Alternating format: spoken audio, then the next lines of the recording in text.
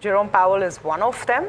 Donald Trump is the other one? Donald Trump is the other. So it's all about Trump and it's all about Powell. That's essentially, if I were to tell you in one line what's happening in the US markets, that's what's happening. But you know, Tamanna, with his comments yesterday of, I guess, indicating... Which one, Powell or Trump? We're sticking with Jerome right now. So okay. He did say that waiting for it to come down to 2% would be too late in that sense. That's what I'm... But Asian markets have reacted negatively to that this morning. So it almost seems like we're buying into the rumor and probably selling this morning, because barring one market, I think, across Asia, everything is a sea of red.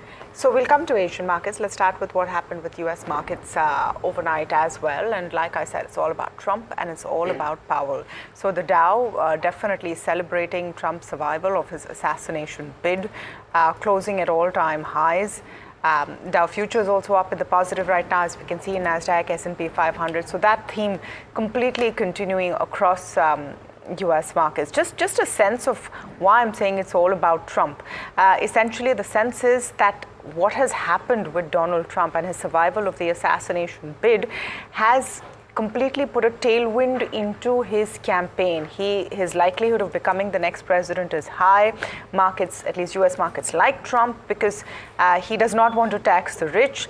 His policies are seen as pro-investor. And just a sense of what happened in, to the Trump stock in markets. On Monday, trade was up about 30%. That's Trump media. Of course, in futures trade, again, knocked off about 11%, but in regular trade, was up about 30%. To the point about Jerome Powell, that's the other side of the story and a big side of the story. So Jerome Powell started that conversation, and maybe, Samina, that's why you have Asian markets a little, not too ready to break out the party hats yet. He started that conversation from where we are quoting him in Washington, saying that I am not making a statement indicating what's going to happen with rate cuts. So that was his first disclaimer. But then he did go on to say that the action that central banks take and the Federal Reserve takes shows impact with a lag, which is why they won't wait till 2% to start cutting rates, because then you've gone too far. So that was the context in which he's spoken. We're, of course, picking up that one sentence, and the street is looking at that one sentence.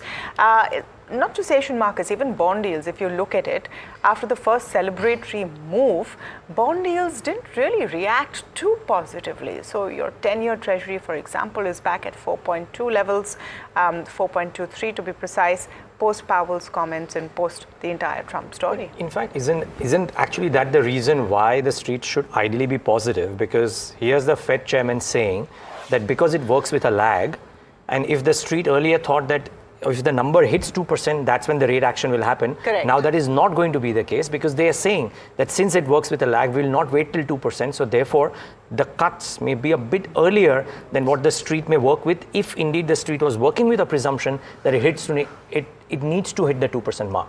It's Powell who's been saying that we're waiting for 2%. Now he's saying that he's qualifying, he's cushioning the markets himself to get excited. But I think what could be impacting sentiment in Asia is the Chinese GDP data. Yeah. Now that was very disappointing yesterday. Most of your brokerages, JP Morgan, Goldman Sachs, have actually gone back and reviewed the full year GDP growth in China much lower. Now, if that is what's happening, then this industrial recovery, this metals moving up, the world growing together may be delayed. So while you get a rate cut from the US, China still is not in the best of health. And like you can tell, you've got Shanghai that's down, you've got Hong Kong that's trading lower, South Korea isn't doing too much, barring Japan, which just like India is in a little world of its own, is doing its thing. Japan's also come back after a market holiday, so maybe, you're seeing some kind of an up move. But, since we've been speaking so much about Mr. Powell, let's listen in to exactly what that comment was.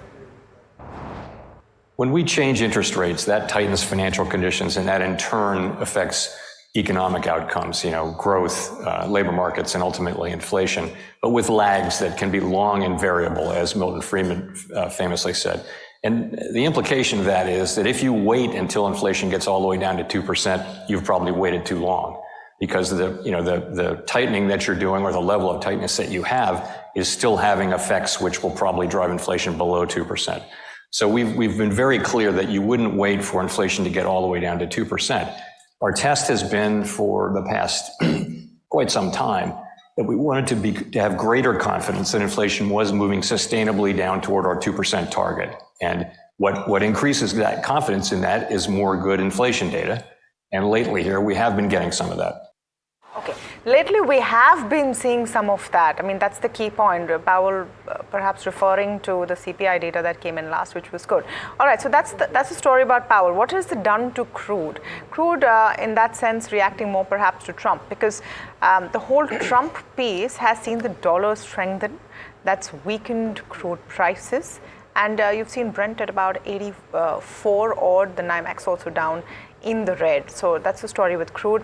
Asia, as Samina said, has opened mixed, and Japan's the only outlier. Could be China weighing on sentiments. But as far as India is concerned, I mean, we marched to our own beat. And we're looking at a positive start, not a massively positive start, but yes, definitely flat to positive, I would say, as far as the Nifty implied open is concerned. Now, what are the other factors coming in for India? And just two very important points that I want to quickly talk about before we get to the trade setup for the day domestically. One is the fund flows. Let's look at that.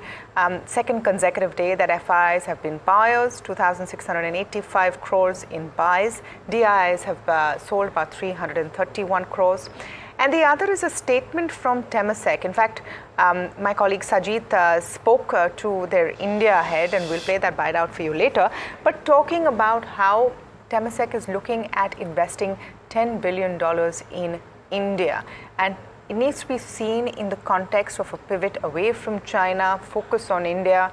So those kind of factors will definitely be broadly positive from an Indian perspective. Right. In fact, Temasek owns 19% of its investments coming from China. Yeah. They very strategically indicated that because of trade tension in China, they would be looking to diversify. So in their book, I think 7% of their book is South Asia, and of that 19% is with China. We don't know how much percentage that is for India, but nevertheless, I think that's great news coming in for us. Yeah, just one more person betting on the India story.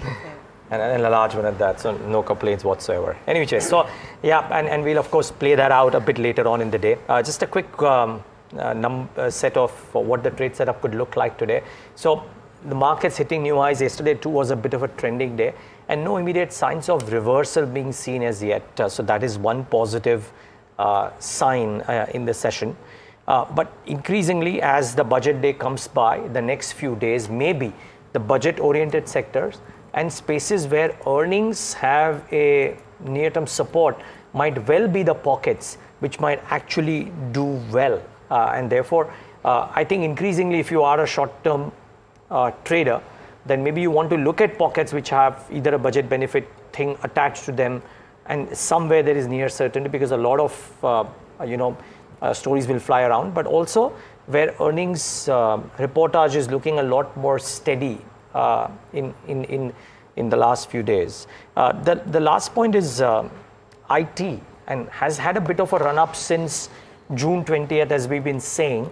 Now, if you just look at trade yesterday, post the TCS fanfare and HCL Tech numbers, the initial uptick notwithstanding, a lot of these stocks came off in the session yesterday. HCL Tech was down about 3.5% from its day's highs. Similarly, for a LTI Mindtree, 2.3% off from the day's highs. TCS, Tech Mahindra, Nifty IT itself. So have we seen a near-term peak because the good news has been digested, or can comments from Infosys change that? That remains to be seen, because the commentary from HCL Tech versus TCS was quite chalk and cheese, so to say. So it'll be imperative upon the others to come out and give that commentary for IT to perform well, because IT needs to do well to mask the disappointment that banking largely has been giving on its quarterly numbers. So let's wait and watch.